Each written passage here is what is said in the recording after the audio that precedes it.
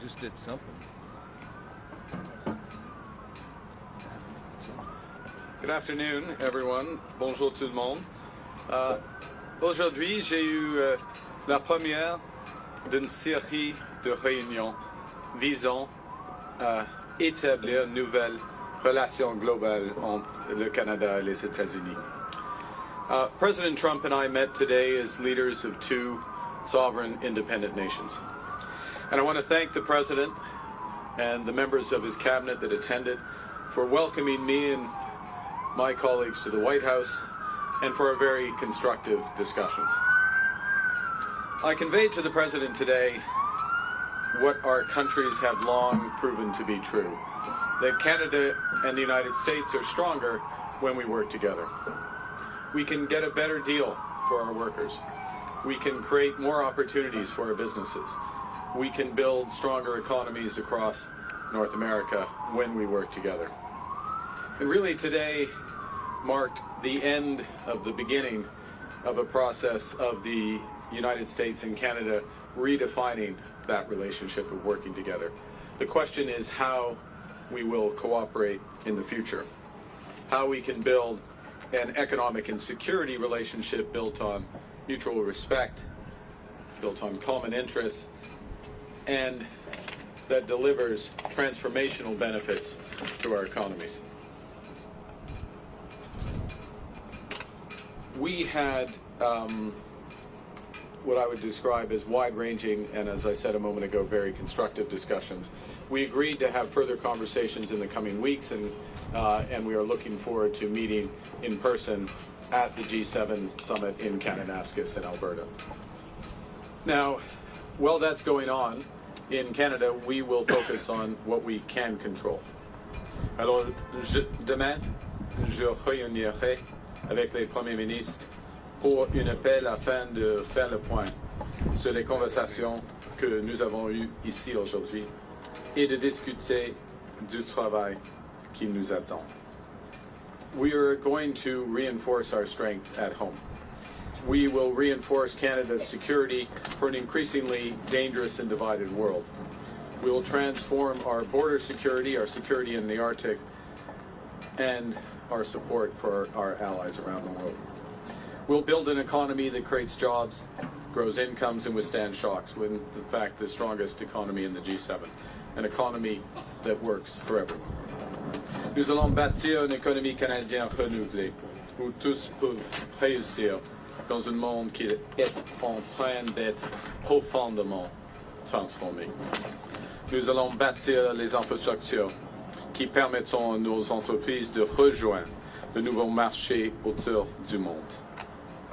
Et nous allons bâtir une seule économie canadienne, pas 13.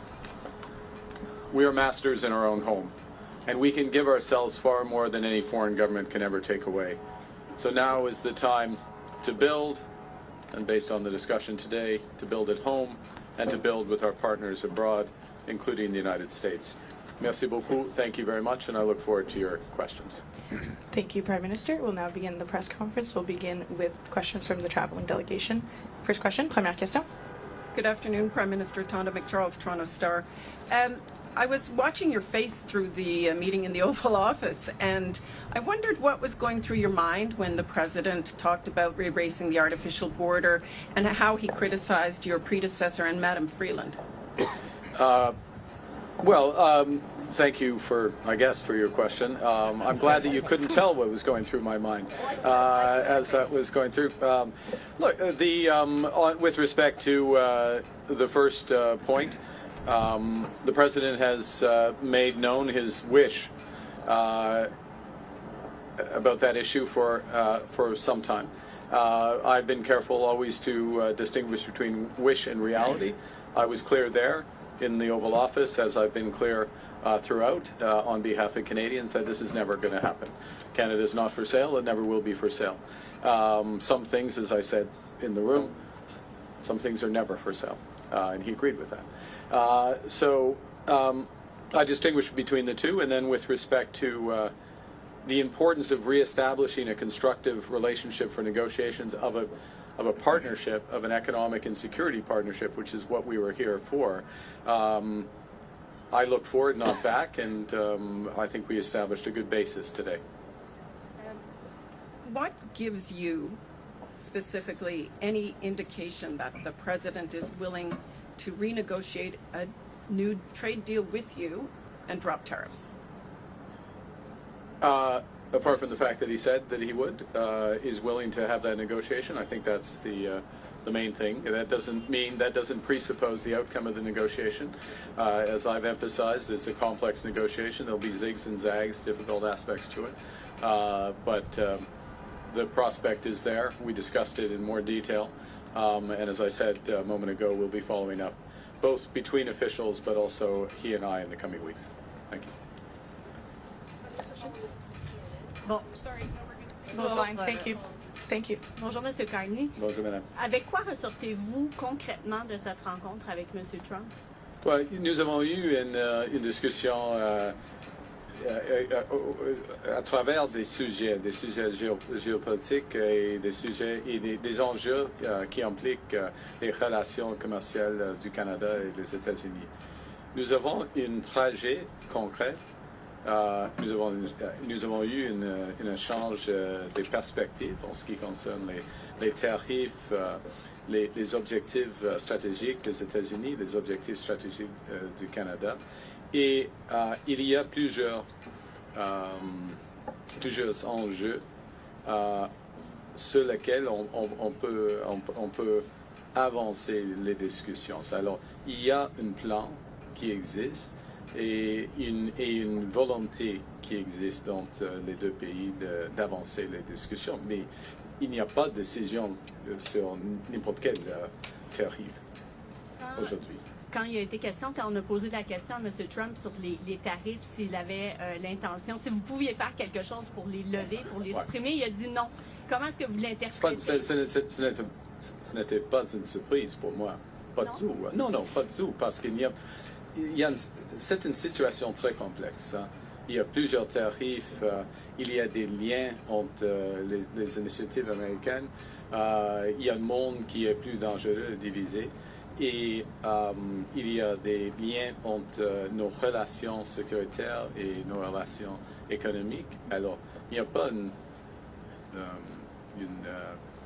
une initiative canadienne qui peut changer cette situation. C'est la raison pour laquelle il faut avoir des discussions globales. Oui, mais ce que je voulais dire, c'est qu'il faut s'attendre encore à ce que plusieurs mois, dans les prochains mois, ça reste. Là. On verra. Non, on verra. On verra combien de temps ça va prendre. Prochaine question. C'est pas nécessairement comme ça. Hi, Prime Minister. Joanna Smith from The Logic. At one point during the meeting in the Oval Office, the President, when talking about the tariffs and talking about a deal, also made very clear that when it comes to autos, his goal is to have car makers make them in the U.S. and for the tariffs to not make any economical sense to be made in Canada anymore. Do you anticipate lifting tariffs on autos at any point? And what did you tell him in the room about that topic? Well, we had discussion about all the major issues in the room, so to speak, in the lunch afterwards, including autos, and specifically, without going into the full details, the strategic position of the North American auto industry, or more specifically, the Canadian-U.S. auto industry, versus foreign competition, including from Asia, and how that could be enhanced. I and the Canadian government, and I would say the Canadian auto industry, I would actually say the auto industry as a whole, is of the view that Canada, the Canadian auto workers, Canadian auto companies, Canadian parts companies, Canadian steel, Canadian aluminum, all play an important role in enhancing the competitiveness of American auto companies. So we will continue to press that case and look for an arrangement that takes full advantage of it for the benefit of the United States, but of course, from our perspective, very much for the benefit of Canada. And what did he ask you about China in your closed-door meetings, and what did you tell him? That's why they're closed door. Well, yeah. We had a wide-ranging discussion. Next question, prochaine question. Bonjour, M. Carney. Michel Bonjour. Sabat, la presse canadienne. Je vais essayer de faire du chemin sur la question de ma collègue Mélanie un peu plus tôt. Est-ce que vous repartez avec quoi que ce soit de tangible au niveau du commerce des droits de douane? Et comme j'ai dit il y a quelques jours, je n'attendais pas qu'il y aura des fumées blancs ici. OK? Parce que ce sont des négociations, comme je viens de dire, très complexes. Il y a beaucoup d'aspects. Mais on a fait de progrès. On a fait de progrès. Nous avons eu des échanges très compréhensifs, très tangibles. Et il y aura des réunions entre les ministres et les fonctionnaires. Et puis, entre lui et moi, Monsieur le Président, et moi, sur l'appel, et en Alberta au mi-juin. Alors, on a fait du progrès, mais toujours dans les négociations commerciales, n'importe quelle négociation commerciale, il y a un processus et le fin, et pas nécessairement de progrès qui est apparent pendant les négociations. Ça, c'est la vie des négociations. Okay? Parlant de l'Alberta. In English, I mean, to summarize, look, in a negotiation, you don't get like little elements of it. You get an end to a negotiation. We're having a very complex negotiation about a wide range of issues. And it's, as I said before I came here, I wouldn't have expected white smoke coming out of this meeting. That was not my expectation, because of the nature of the negotiation. So you don't expect to have specific progress as things move along, even when you're making progress, because it's a global. That's why it's a global negotiation. Parlant de l'Alberta, que pensez-vous de l'idée de Daniel Smith d'encourager la tenue d'un référendum sur la souveraineté de l'Alberta? Le Canada est plus fort que quand nous travaillons ensemble comme Canadiens et Canadiens. Et je suis albertain. Et je crois fièrement en Canada. Alors, on peut poser les questions, mais pour moi, la réponse est claire. Canada's stronger when we work together.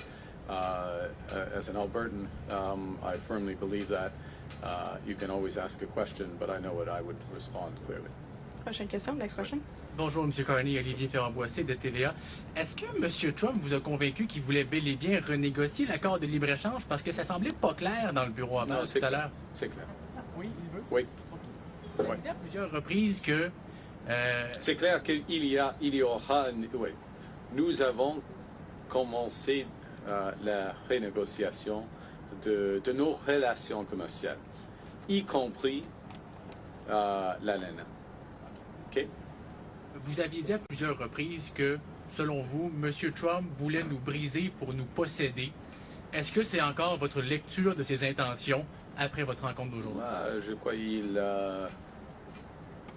nous sommes forts. Et le Canada devient de plus en plus fort, jour après jour, semaine après semaine, avec le nouveau gouvernement. Alors, il va être déçu de cette idée. Prochaine question. Next question. Good afternoon, Prime Minister. JP Tasker, CBC News. How are you? I'm well, thank you, JP. Good. How are you? I'm good. Good. Do you feel better or worse about Canada-U.S. relations after meeting with the President today? Look, it was a very constructive meeting. I feel better about the relations in the sense of, in many respects, one, the posture, if I can put it that way, or the positioning the President took towards us. Secondly, the breadth of discussion and how concrete the discussions were. These are the discussions you have when you're looking to find solutions, as opposed to laying down terms, if you will. So feel better about that. And I would add one other thing, which maybe isn't as obvious, so I should say it, which is that we also discussed a number of issues globally, geostrategically, if I can put it that way, where we have common interests, common concerns. And that, of course, is a sign of a broader and very healthy, or a healthy relationship. Look, we have, JP, we have a lot more work to do. I'm not trying to suggest had any respect that we can have one meeting and everything's changed. But now we are engaged and very fully engaged. Good afternoon, Prime Minister. Ashley Burke, CBC News. What specifically did you say to President Trump about lifting tariffs on Canada? And based on your conversations, what do you think it would take to get those tariffs lifted, and how long could it take? Well, I can't answer the second part of your question because we don't make that decision. But certainly press the case in a number of areas where we think the tariffs should be lifted. And specifically, I'll give an example with respect to the scourge of fentanyl and the efforts, the considerable efforts that have been made at our border and behind the border in terms of raids as well. Huge investments in border personnel, in drone surveillance, Black Hawk surveillance, and then those are being reinforced as you would have seen during the campaign, commitments to another 2,000 in effect 1,000 border guards through CBSA, another 1,000 RCMP, further efforts there. And what we're seeing is huge results for this. Canada's contribution to this problem, cross-border problem, was always very small, but it's down by over 90%. With the efforts, and it is an absolute focus of the government. So that is an example of where we would see the case being very strong for the tariffs to be removed. We've made that case. We'll see where that goes. In other areas, the tariffs are, in our view, not in the interests of American competitiveness and jobs. We have more work to do on making those cases on that. Thank you. Pardon? Sur le fentanyl, alors, nous avons fait beaucoup de progrès en ce qui concerne le fentanyl. Il y a une chute. On a commencé avec un niveau très bas par rapport au Mexique. C'est moins de 1%, mais il y avait une chute